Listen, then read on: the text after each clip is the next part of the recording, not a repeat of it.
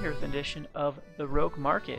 What the Rogue Market is basically me talking about any trends, buzz, or speculation surrounding the Magic financial world, both in real life and Magic the Gathering online. Trading and following trends and watching the market is a passion of mine. It's one of the things I like most about Magic the Gathering is the ability to trade cards and further your own collection, make good trades, sell or buy one low, sell one high. It's kind of like being involved in a little stock market. So this week there has actually been quite a bit of buzz in the financial Magic world, and all surrounds Modern. Recently there was, of course, Pro Tour Return to Ravnica, which the format was Modern, and that spiced a lot of prices up.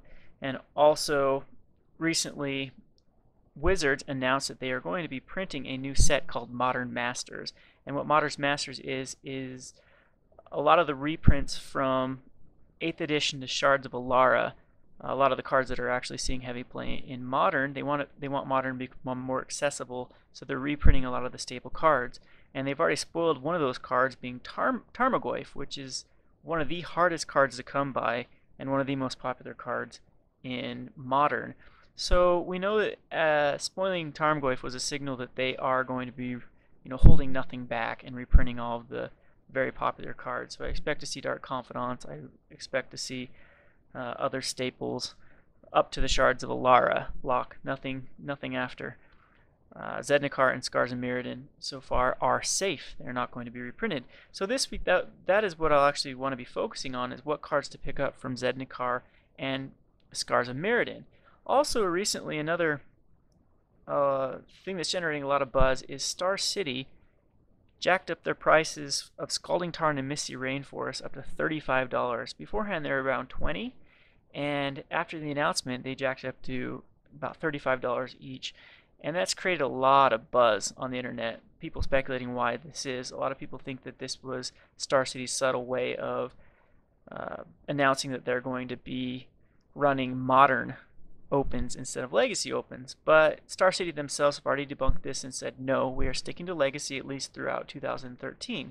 So that's not the reasoning, but I do think the reasoning does have something to do with Modern, and it is that these fetch lands from the Zendikar block are going to be very highly sought after if Modern becomes more accessible, because a lot of decks use 4 of certain fetch lands. So to preserve their Legacy stock, I think that Star City decided to go out and buy up all the Scalding Tarns and Misty Rainforests, because those are by far the most heavily played fetch lands from the Zendikar blocks in Legacy. So I think they wanted to make sure that they have enough stock for their tournaments. What happens a lot of these opens is people will come with a Legacy deck, and then they decide that they want to run a different deck after scouting the field, and then there's this mad rush to buy the pieces they need, and of course they forgot the fetch lands at home, so they have to pick up a playset of the fetch lands, and it drives a lot of Star City sales right there at that tournament.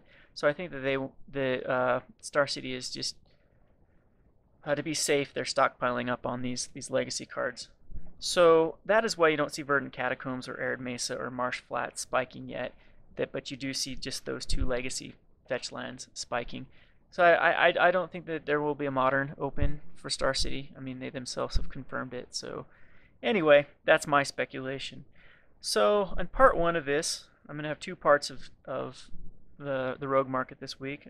Part 1, I want to focus on mainly the Scars of Mirrodin block, and which cards you should pick up right now that are Modern staples that are only going to increase in value. I think that most of the Scars block have hit their bottom, at least the rares. I think there is some room for mythics to fall, but the rares have hit their bottom, and I want to go down quickly a top 10 list of cards you should be picking up that are going to increase in value within the next year to 2 years. And my number 1 on the list is Inkmoth Nexus. This card is the safest card in the world to pick up right now. I believe there was a bug infect deck that top 8'd at Return to Ravnica Pro Tour, and it uses 4 Inkmoth Nexuses. It's one of the most powerful cards in the deck. Also, it's been a staple in Affinity / Robot / Master Tezzeret, whatever you want to call that deck, for the longest time now. It is their go-to infect card. So Affinity has probably been if not the most popular deck. I mean, Jund's probably more popular, but Affinity is at least top 5 since Modern has been a format, and it's not going anywhere. It's a very solid deck. It's also a very appealing deck to newcomers to the format because it isn't the most pricey one. It's pretty self-explanatory. It runs well. It's consistent. Has great matchups versus like Tron or other slower decks. So grabbing your Inkmoth Nexus is now is a very smart move. It's also with Bug Infect top 8ing, and how much I've seen Bug Infect and other Infect decks on Magic Online. I'm here to tell you that this is a deck that is real, it is fast, it is fun, and it's not going anywhere. So pick up those Inkmoth Nexuses. Number 2 on the list is pretty self-explanatory, Birthing Pod. It has a whole archetype completely centered around it, so it's smart to pick those up. They are around, I would say they're around $2 to $3 right now, so it's a great time to pick them up. Inkmoth Nexus, by the way, let me go back to that. It's around $3 to $5, and I expect Inkmoth Nexus to be around 8 to 10 within a year to 2 years. Back to Birthing Pod. Birthing Pod's about $3 right now, and same thing. I expect it to be around 5 to 6. Yes, it has been in a 2 of in a pre-constructed deck. So is Inkmoth, but those pre-constructed event decks are pretty much sold out by now, and the stocks of those have run dry. So the demand will outreach the supply here within a year to 2 years. With Birthing Pod, they are 4-ofs in both Nyapod and Melira Pod. So, and those again, I would say top 5 popularity modern deck since the modern format. There was quite a while when Melira Pod actually was the dominant deck and was beating everything, and then Nyapod took it over. There's even Rug Pod, and it's not going anywhere. It's a great card in modern, and I don't expect the popularity of these decks to drop within the near future. So definitely pick up the Birthing Pods. They will see an increase in value. The next card I want to go over is, well, it's multiple cards. It's the fast lands from the Scars block, especially Copperline, Gorge, and Razorverge Thicket. Star City already has upped their prices to Blackcleave Cliffs, Darkslick Shores, and Seacrum Coasts. So I think we did miss that opportunity. If you didn't pick them up already, we did miss that opportunity when they were bottomed out. Seacrum Coast was like $2, and now it's back up to, I believe, 5 or 6. And Blackcleave Cliff is back up to $6 as well.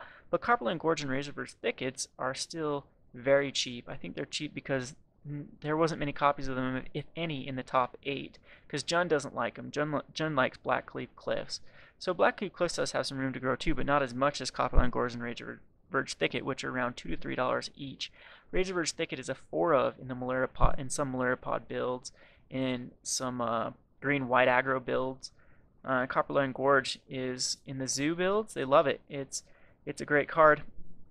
A lot of people are switching over from the shock lands or the fetch lands, because what happens is if you get a fetch land first turn and you have to go get a shock land, you've already lightning bolted yourself, and against like Affinity or Burn or some of these other aggro decks, that could be the deciding factor in the game, is that initial 3 damage that you had to do first turn due to the fetch land, shock land combination. So people have been switching over to the fast lands.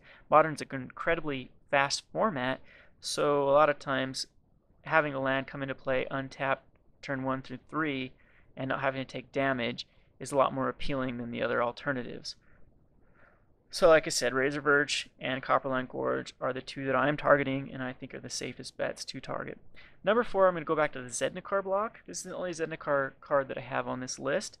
I think we did miss the boat on a lot of Zendikar lands. They've already bottomed out, and except for Verdant Catacombs. Verdant Catacombs was the most represented fetch land in the top 8 of Return to Ravnica Pro Tour Modern. So, I mean, there was more copies of that than either of the blue fetch lands because Jund is so popular, and I believe it was a 4-of in Bug Infect as well. So Verdant Catacombs is around $11 to $15. It has a lot of room to grow, and I think the reason why Star City again didn't up this price is it's not a very played one in Legacy. Legacy sticks to the original Legacy fetch lands, the non-enemy color ones, and the blue Zendikar ones are a lot more staple than the non-blue Zendikar lands. So $11 to $15, I expect it to be around 20 in a year. maybe even more if Jund continues its reign of terror. So pick them up now. They're only going to go up. They're not going down.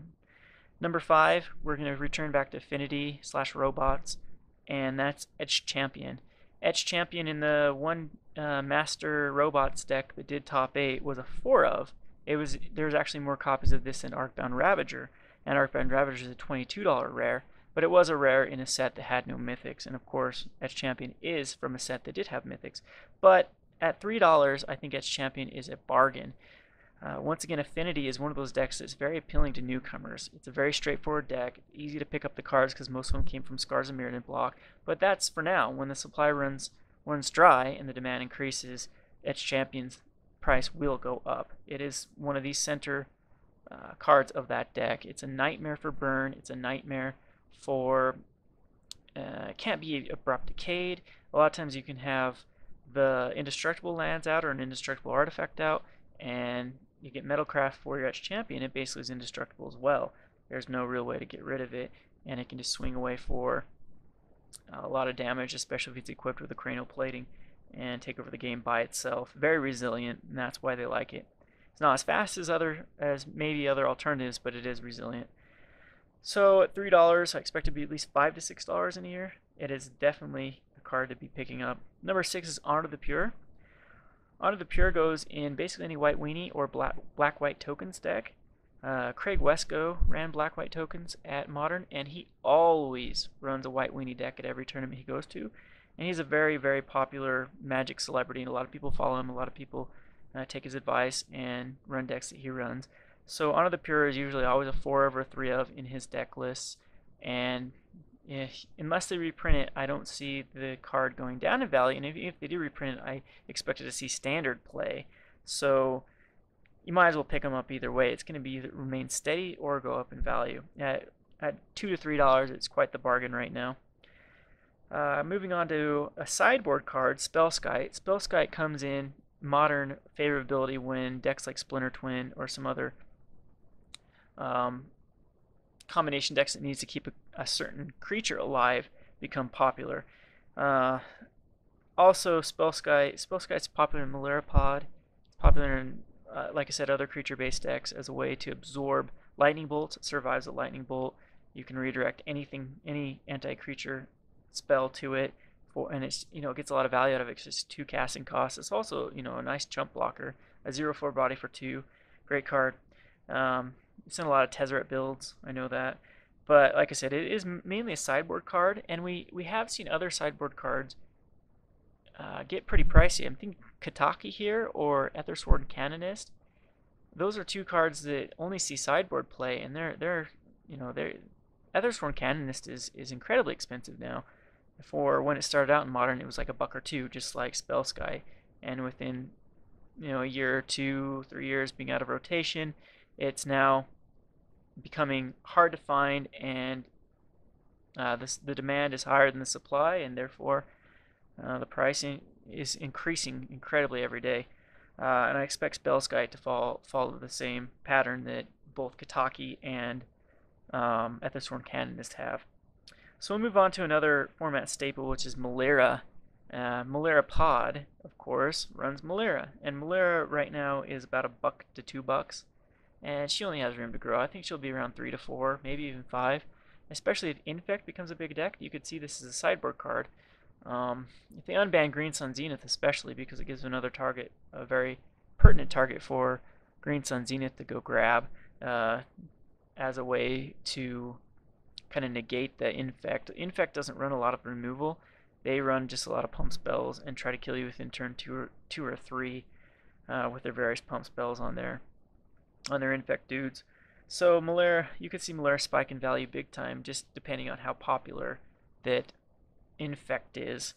Okay, the last 2 cards on my list are more, instead of Modern, they're more Vintage. And I just think they're such a great deal right now because they're about bulk rare price, and they have only direction they can go is up because they're at bulk rare.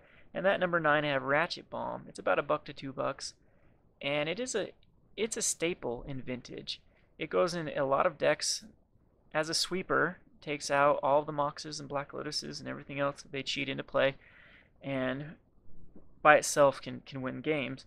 And the other one is Phyrexian Revoker. Phyrexian Revoker is played a lot in Vintage as well. I'm not very familiar with Vintage, but I know enough about Vintage that I've seen these two cards make a lot of the deck lists that win a Vintage tournament.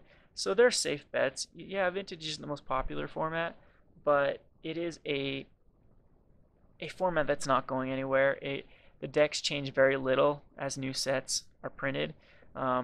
Sure, there's been some Return to Ravnica cards that have hit some vintage tournaments, but for the most part, it's still the same decks that have been existing for quite a while now.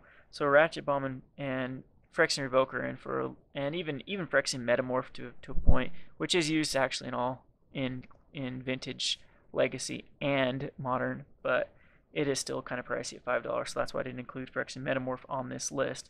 Like I said, I still think the Mythics haven't